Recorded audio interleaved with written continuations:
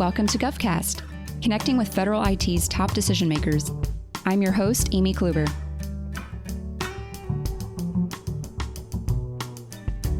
It's not often we hear of government tech executives spending their entire careers at an agency. IRS CIO Nancy Sieger is one of them, but her role has evolved immensely, just like the agency itself. The agency is amid a huge modernization push for its technology and services so that the taxpayer experience is centered on digital services. Nancy discusses how she came into the role and how she's seen technology evolve at the agency over her career.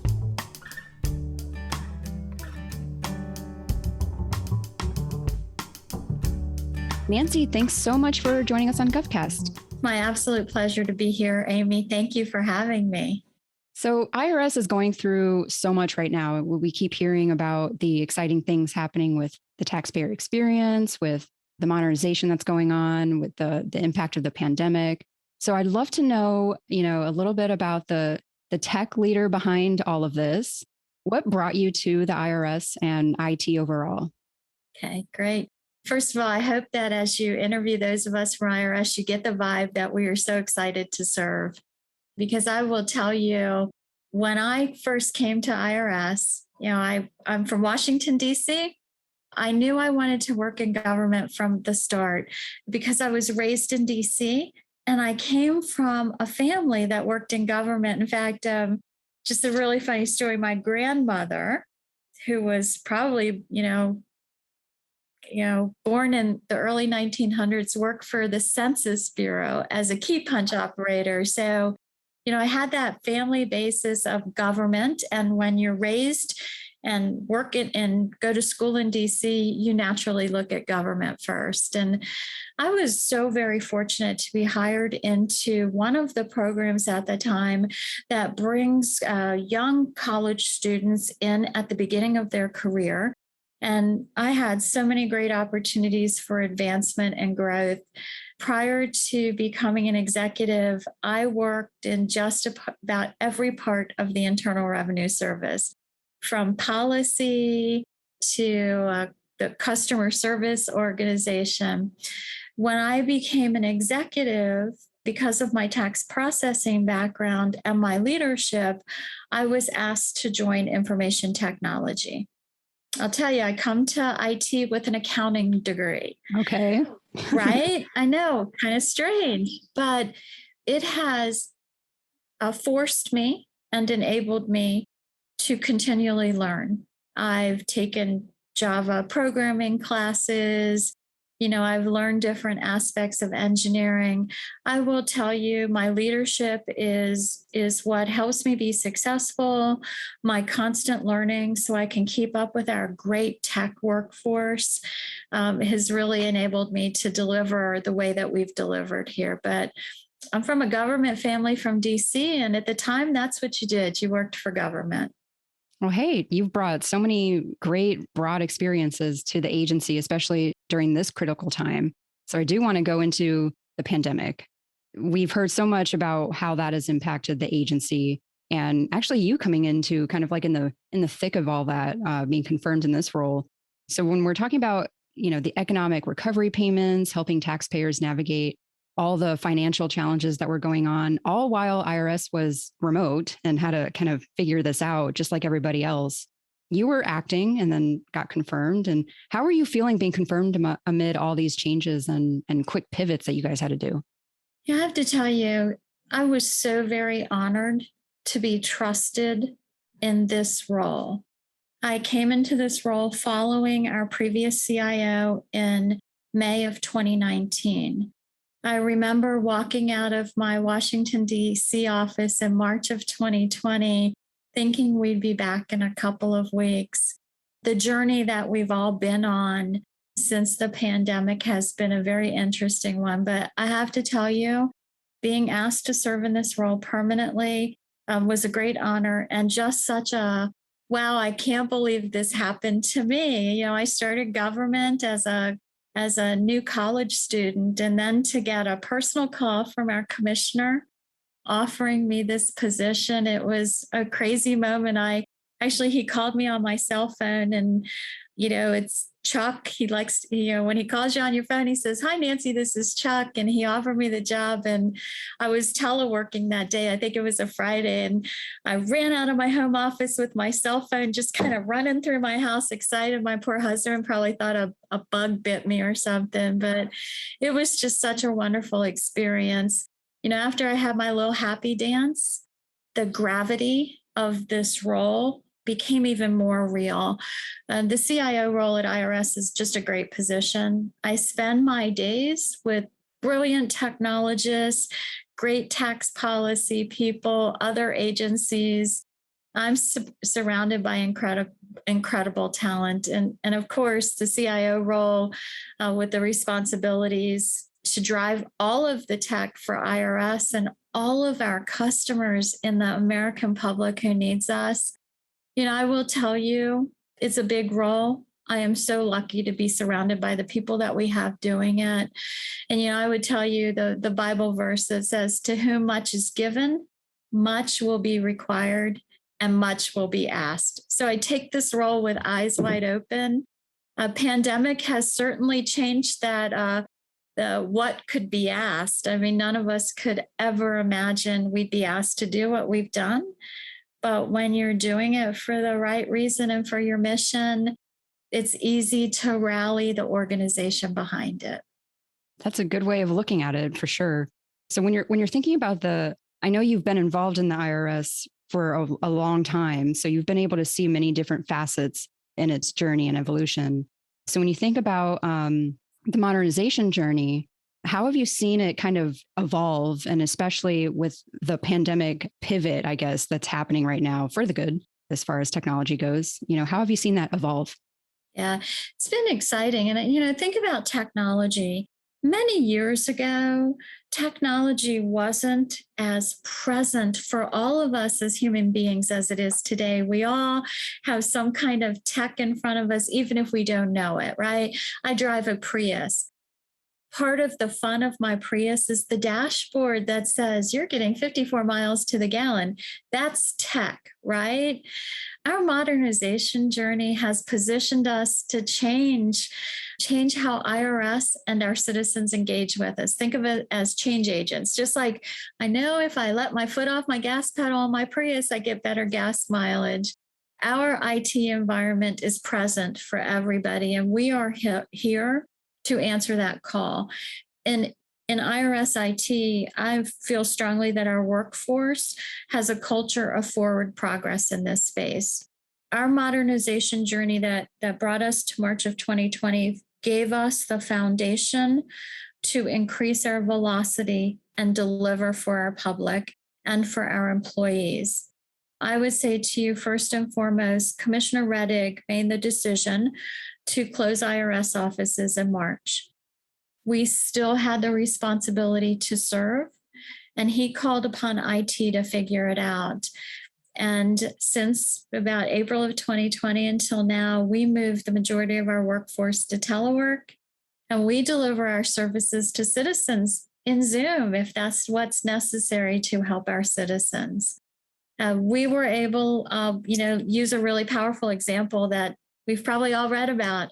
We were able to distribute economic impact payments to citizens in need in a very short time frame, with the last round of payments that we made in December of 2020 being delivered in less than 24 hours of when the legislation passed.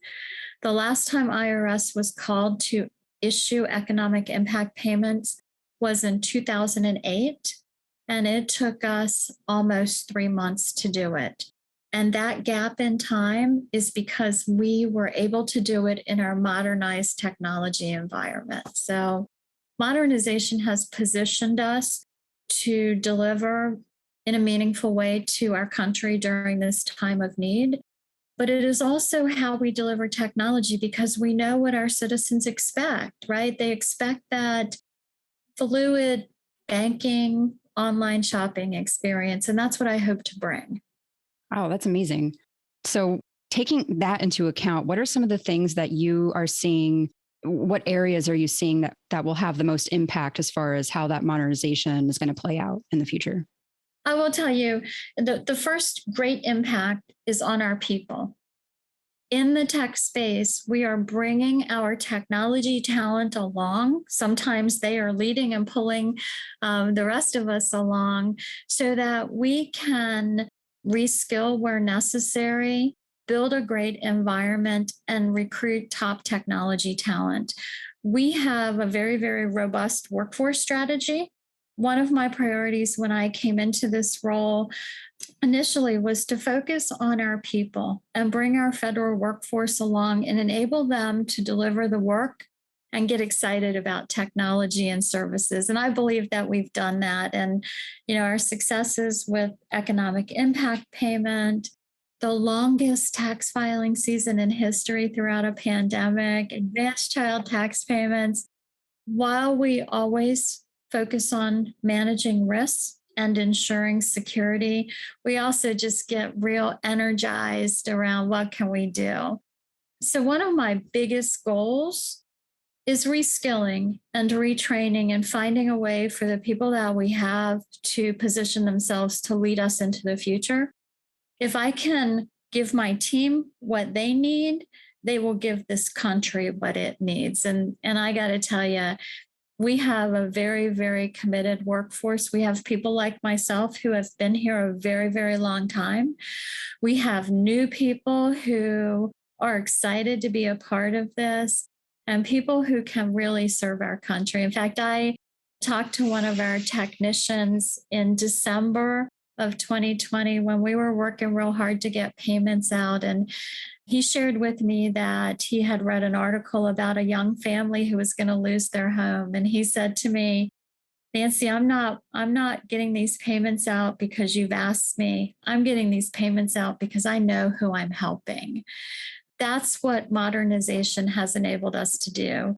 We can talk about capabilities and services, but it's really enabled us to bring our government technology workforce along with us, enable them to have really cool, exciting work. I mean, who doesn't want to work on artificial intelligence or, some of the other services we have? And it's helped our people who support us to know I'm doing this for my community. That's right. And when we think about the taxpayer experience and how technology is impacting that, I mean, that should be obvious to keep that taxpayer in mind on how it's going to impact them. So that's a good way to put it. So as taxpayer, to overhaul the taxpayer experience, some of your colleagues have said that means bringing technology into the 21st century, meeting the taxpayer where they are, such as through new digital services. So how are you kind of thinking about this digital transformation that you've kind of outlined already here this morning? So let's not think about overhauling the whole experience because some of it works, right? Some of the services that we provide to citizens through our field assistance centers, through our volunteer programs, through our online accounts, some of that works, and it's about building upon it, right? So in terms of overhauls, last year we started some technology that our public has really loved, customer callback. Instead of waiting on hold, you can leave a message. And we know that the majority of the citizens who use that received the call back and got the answer they needed. That's just one small example. We're also delivering notices to taxpayers in a digital fashion and creating a message center online so we can all go in and sign up for digital notices and stop the mail, right? Get rid of the mailboxes. IRS is moving digital. In fact, this year we put a documentation upload tool online. You can take your cell phone, be on the phone with me, and I can say, Amy, why don't you upload that document and we can address your issue. And you can just take a picture and then I'll have it. So we have a very robust modernization effort that focuses on our online services, focuses on a data strategy internally so that we have faster access to data to serve our customers.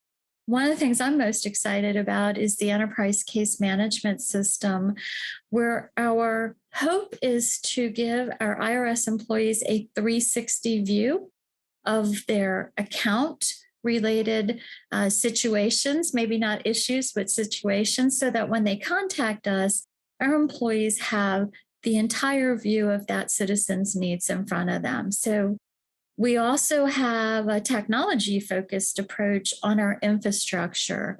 For all the tech folks out there, we're moving to the cloud. We've got a cloud first mentality. We are continuing to improve our security posture and putting even more increased protections. We understand the responsibility we have in our data space. I hope that all of my citizen customers expect a lot from me in protecting their data, because I know that if we can't protect data, people won't have confidence in the tax system, and we have been very successful. So just a few things in the modernization space that gets me jived. One of the things that's often heard about modernization is, Kennedy era technology. I can assure you that we do not have Kennedy era technology.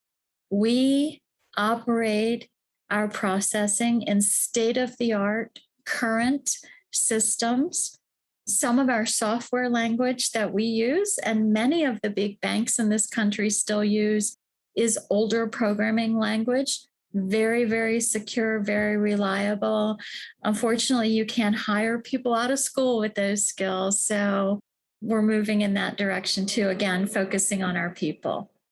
So I do want to pick on that a little bit about the hiring that is going to be done over the next few years or next generation, I guess.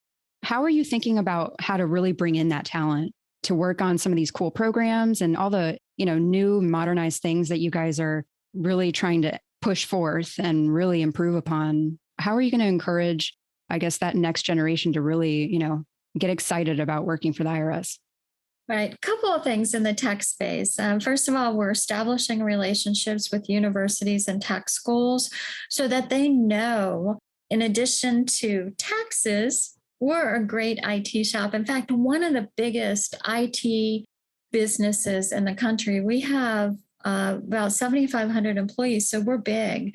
We like to recruit by talking to people about opportunities. We run 2 world-class computing centers. We run one of the largest customer contact centers in this country, toll-free services. IT runs all the technology, the infrastructure. We are looking at communities that we're currently underserved to move IRS work there. For example, Commissioner Reddick has really been focusing on standing up an office in Puerto Rico. Government can bring great jobs to Puerto Rico. There's a tremendous tech opportunity in Puerto Rico.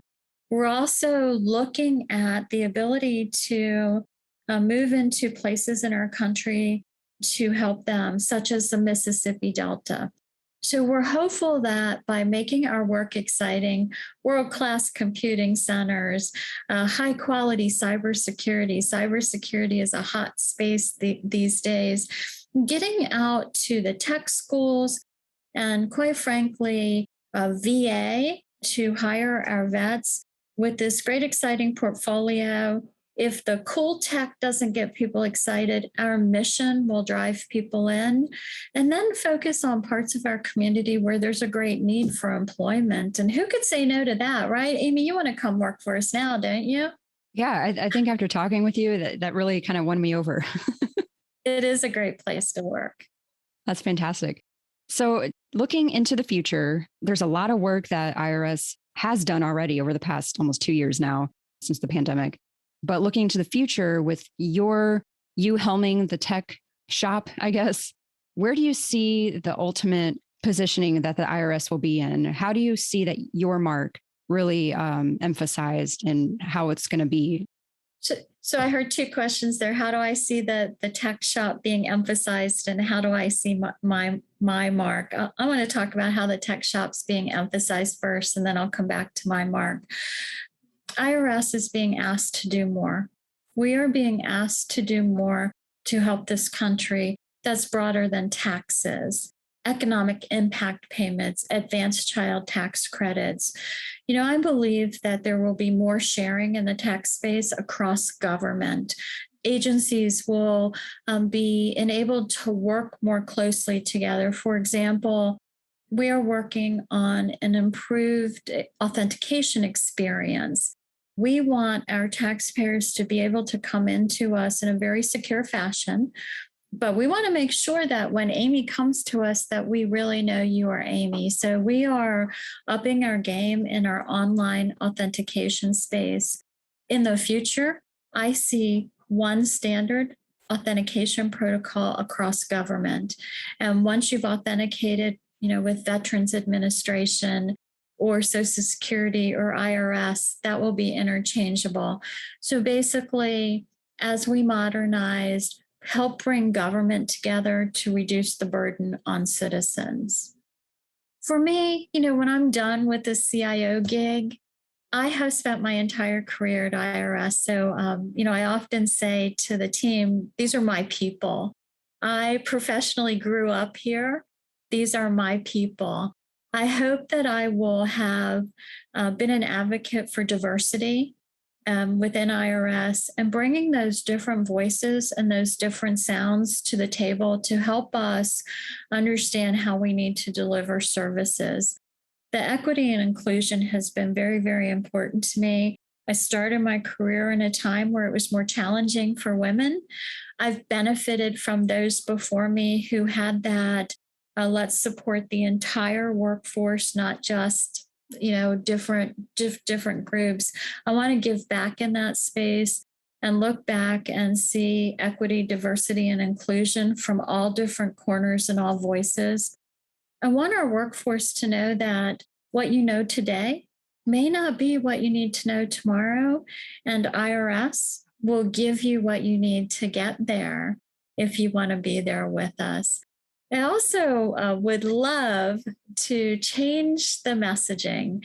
IRS is modernized and we stay modernized. Today the news is about how we are going to modernize and the great challenges and opportunities before us.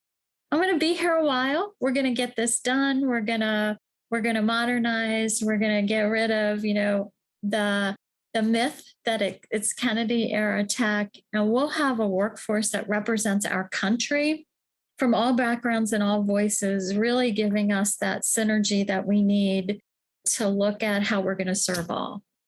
It's definitely fascinating to be watching as someone on the media side, reporting on all this, the diversity, you being a woman tech leader yourself, maybe hadn't come from tech, had come from accounting and kind of got into this position. It's fascinating to see. And I know that there are things that the IRS has put in place that are really fascinating right now. And I'm so excited to see where that goes in the future. So thanks, Nancy, for giving me a breakdown of everything that's going on. And it's been a fabulous chat to hear from your point of view, how that's all going. Well, thank you, Amy, so much for having me on the show. It's been great speaking with you and sharing our IRS story and my story with our customers. So thanks a lot, Amy.